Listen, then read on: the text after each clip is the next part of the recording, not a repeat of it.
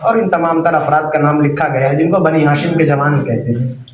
امام حسین علیہ الصلوۃ والسلام نے ان لوگوں کو حکم دیا کہ دیکھو تم دربار کے دروازے کے باہر ہی رہنا، لیکن اگر اسی بیچ میری آواز بلند ہو جائے تو سمجھ لینا اب باہر رکنے کا وقت نہیں ہے، اب اندر آنے کا وقت آ گیا ہے۔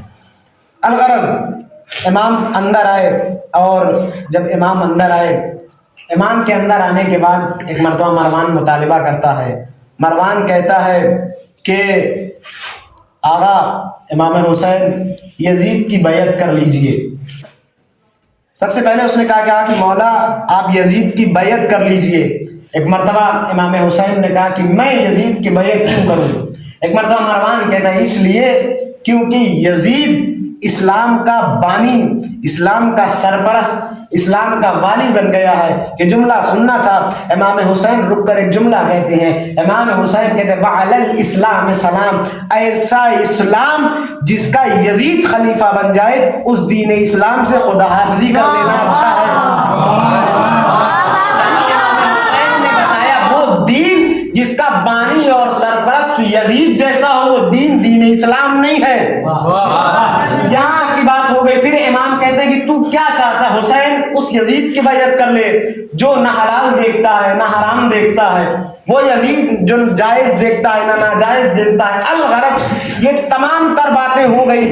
باتیں کرنے کے بعد امام حسین ایک فیصلہ کن جملہ ارشاد فرماتے، امام فرماتے کہتے مروان سن، مثلی لا یباع مثلہ، مروان مجھ حسین جیسا کبھی اس یزید جیسے کی بیعت نہیں کر سکتا، مجھ حسین جیسا کبھی اس یزید جیسے کی بیعت نہیں کر سکتا۔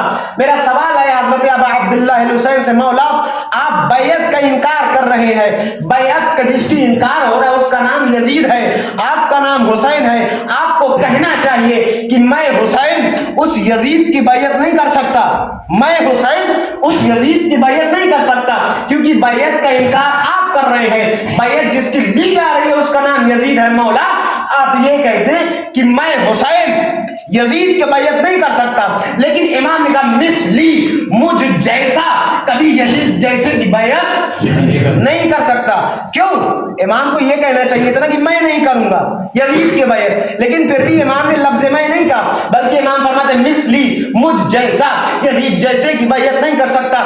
عجب نہیں میرا مولا آواز دینا چاہے گا، میں مجھ جیسا کہنے کے بعد یہ رہتے زمانے تک کے لیے دنیا کو موقع دینا چاہتا ہوں کہ دیکھو یہ آج کا اکیلا یزید نہیں ہے، آگے بھی یزید آتے رہیں گے، آگے بھی یزید آتے رہیں گے، مطالبہ بیعت ہوتا رہے گا، حق کو جھکانے کی کوشش کی جاتی رہے گی، لیکن مولا نے کہا کہ مجھ جیسا تجھ جیسے کی بیعت نہیں کر سکتا۔ امام حسین نے بتا دیا دیکھو آنے والے زمانے میں جب جب یزید سر اٹھائے گا تم حسین بن کر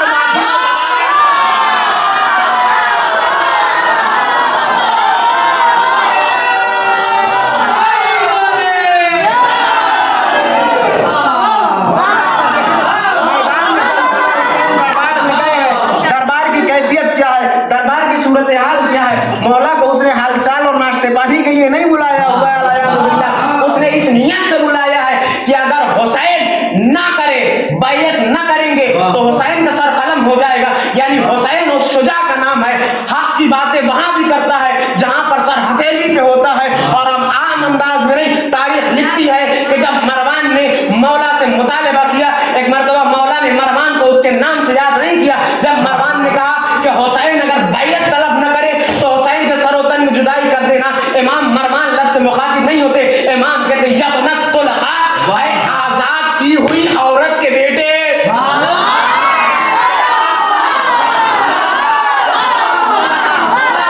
مارنے کے لیے کھڑا ہے مولا، وہ آپ کو مارنے کے لیے کھڑا ہے، آپ کے سر و تن میں جدائی کر دے گا۔ مولا کہتے نہیں وہ جدائی کر دے لیکن ہم حق بات بولنے سے پیچھے نہیں رہ سکتے۔ امام کہتے یبنت طلحہ دو ترجمہ ہوتا ہے، یا آزاد کی ہوئی کے بیٹے یا نیلی آنکھوں والے کے بیٹے، یہ جملہ کہنا تھا کہ مروان کی آنکھیں تھم گئی، اس کے بعد امام حسین چلے گئے۔ تو آپ نے سنا ہوگا شجاع کیسے ہوتے ہیں، ہاتھ میں تلوار ہو، جنگیں تو آپ نے ایسی سنی ہے نا मौला कायनात की शुजाअत कैसी है। बदर में गए 70 अफराद मारे गए काफिरों के, और 70 में से 36 अकेले मौला कायनात ने मारे। सिफ़ीन का मैदान देखो, अली की तलवार से खून बरस रहा है। उहद देखो, अली की तलवार से लहू टपक रहा है। खैबर देखो, अली के हाथों से बाबे खैबर उखड़ रहा है। तो जितनी भी जंगें दिखाई दी, कहां पर शुजाअत का मेयार अलग था।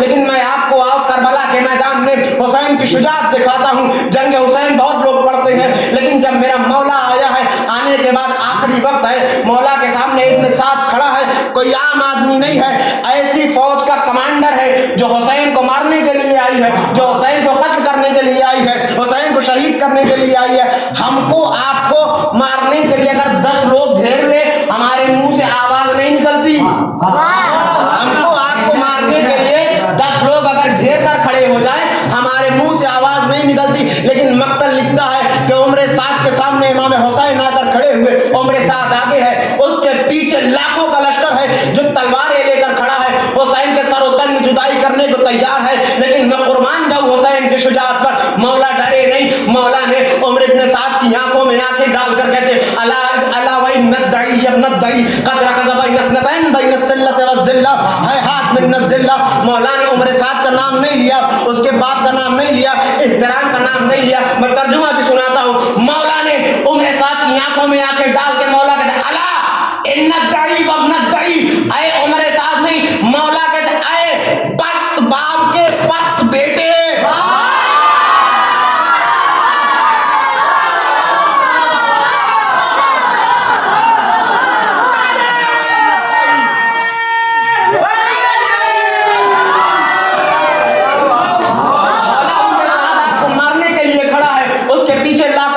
लाखों का लश्कर तलवार खींचे हुए खड़ा है, आपके सर तन में जुदाई करने का। मौला कहते मैं नहीं डरने वाला। इमाम कहते अला व नदई यबनदई कद रकज़ बैन सनतैन बैन सिल्लत व जिल्ला है हाथ में नज़िल्ला। ऐ पस्त बाप की पस्त औलाद, तू ये सोचता है कि तूने हुसैन को लाके दोराहे पे खड़ा कर दिया है, या हुसैन इज्जत आबरू की मौत ले ले, या जिल्लत की जिंदगी ले ले। तो हुसैन ने मैदान करबला में एक पैमाना दिया। हुसैन कहते है हाथ में नज़िल्ला, हुसैन कुछ भी कर सकता है, जिल्लत कबूल नहीं कर सकता। क्यों? इसलिए कि हुसैन कहना चाह रहे हम वो है जिनका तवाफ आए तत्हीर करे, जिनका तवाफ आए तत्हीर करे। हम वो है इज्जतें जिनके घर से मेराज पाए, हम वो है इज्जतें जिनके घर पे उतरे। हुसैन कहते हैं हाथ में नज़िल्ला, हुसैन सब तो ले सकता है लेकिन जिल्लत नहीं ले सकता। इसका मतलब ये है सारी इज्जत हुसैन के करीब है, सारी जिल्लत हुसैन से दूर है। कब रहती दुनिया तक के लिए फैसला आपके हाथ में है। वो उतना ही इज्जतदार है जो जितना हुसैन के करीब है, वो उतना ही ज़लील है जितना हुसैन से दूर है।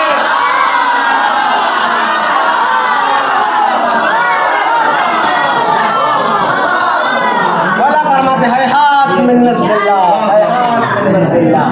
अल्लाह ने हमसे जिल्लत को दूर करके रखा हुआ है, तो जिल्लत कभी भी हुसैन के करीब नहीं आ सकती, और ना ही कभी जलील हुसैन के करीब आ सकता है। क्यों? इसलिए कि मौला ने करबला में ये जुमला इरशाद फरमाया है हाथ में नज़िल्ला, हमसे जिल्लत दूर है। क्यों? इसलिए कि जिल्लत उसी के पास होती है जो नाहक पे होता है, जो बातिल पे होता है। बातिल पर जो होता है वो हमेशा जलील होगा, वो हमेशा रुस्वा होगा, वो हमेशा जिल्लत उठाएगा। लेकिन अजब नहीं करबला के मैदान में ये हक परस्त कैसे हैं, ये हक वाले कैसे हैं कि इस तरीके से हक पर डटे हुए हैं कि इनको ना तो जिंदगी का खौफ है ना तो मौत का खौफ है। कायनात का कोई भी इंसान हो वो किसी चीज से डरे न डरे लेकिन मौत से जरूर डरता है। अल्लाह जाने हुसैन के असहाब में, हुसैन के असहाब के अंदर हक पर डटे रहने की क्या रमक थी, क्या शौक था कि जब मौला अकबर ने एक मर्तबा इमाम हुसैन ने जब मौला अकबर से कहा बेटा आज के दिन हम सबको मर जाना है, आज के दिन हम सब कत्ल कर दिए जाएंगे, शहीद हो जाएंगे। मौला अकबर ने एक सवाल पूछा, कहा बाबा हम हक पर नहीं है। एक मर्तबा इमाम हुसैन ने कहा बेटा हम हक पर नहीं है तो कोई भी हक पर नहीं है। एक मर्तबा जनाब एक बार जुमला कहते बाबा अगर हम हक पर है तो अब मौत हम पे आ गिरे या हम मौत पे जा गिरे, नहीं है। इसका मतलब ये हक पर हो तो मौत का डर अपने जहन से निकल जाता है। अकबर के बारे में अगर कोई कहे तो कह देंगे भाई चूंकि इमाम हुसैन का बेटा, कहा नहीं जरा और आगे बढ़ो, एक 14 साल का शहजादा है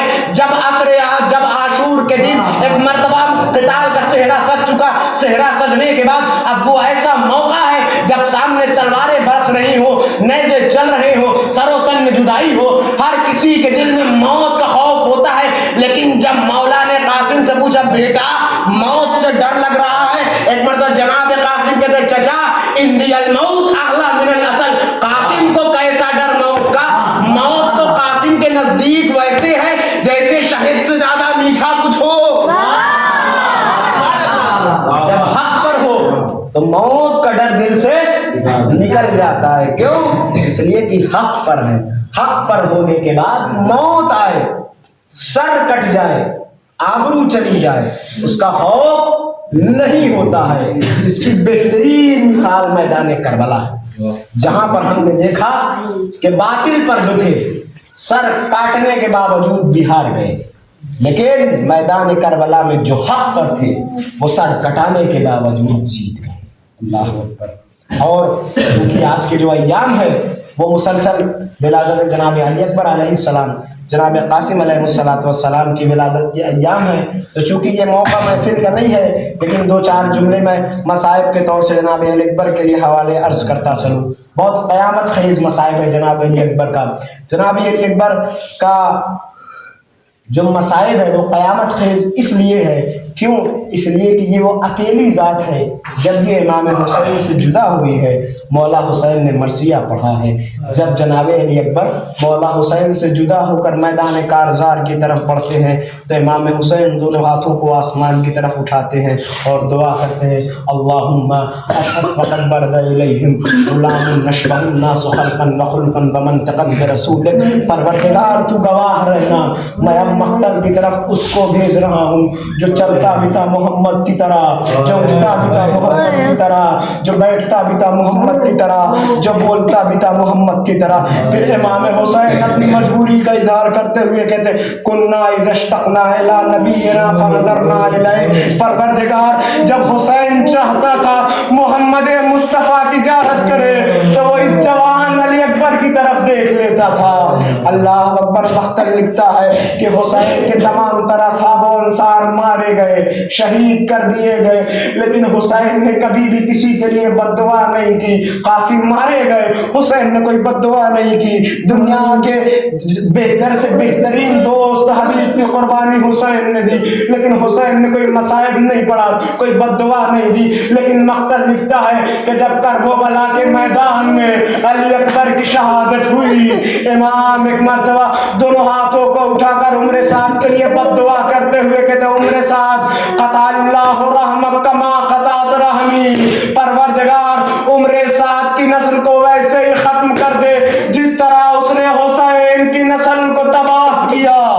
اللہ اکبر۔ بس آخری دو چار جملے مسائل کے مقتل لکھتا ہے کہ جب جناب علی اکبر دوسری بار میدان میں گئے، میدان میں جانے کے بعد کمال کی جنگ کی، جنگ کرنے کے بعد جب سنان ابن انس کا نیزہ مولا کے سینے میں ٹوٹ گیا، جناب علی اکبر مقتل لکھتا ہے کہ جتنے بھی شہداء گرے ہیں، جتنے بھی شہداء گرے ہیں سب نے امام حسین کو آواز دی ہے۔ کوئی کہتا ہے آقا میری مدد کو آئیے، کوئی کہتا ہے کہ چچا میری مدد کو آئیے، کوئی کہتا تھا مولا میری مدد کو آئیے، لیکن اکبر مقتل کا اکلوتا شہید ہے، جب وہ گرا ہے گھوڑے سے اس نے مدد کے لیے نہیں بلایا، بلکہ جناب علی اکبر کہتے یا ابتا علیک منی السلام، میرے بابا آپ کو آنے کی ضرورت نہیں ہے، آپ جہاں پر بھی ہے وہیں پہ اکبر کا سلام قبول کرے۔ مقتل لکھتا حسین ایسے چلے جیسے 6 مہینے کا بچہ کوہنیوں کے بعد چلتا ہے۔ حسین اکبر کے سرانے آئے، آنے کے بعد کہتے بیٹا میں مصائب ختم کر رہا ہوں، بیٹا یہ سینے پہ ہاتھ کیسا ہے؟ جناب علی اکبر نے کہا بابا میرے سینے میں برچی کی علی ٹوٹ گئی ہے۔ مولا حسین کہتے بیٹا لاؤ شاید میں برچی کی علی نکال دوں تو تمہارے کلیجے کو تسکین مل جائے۔ یہ جملہ کہنے کے بعد حسین نے آستینوں کو پلٹا، ایک مرتبہ نجف کا رخ کیا، کہا بابا درے خیبر اکھاڑنا آسان لیکن جوان بیٹے برچی انا للہ و انا الیہ راجعون۔ رقم نقضائہ تسلیم۔ میں آپ ذرا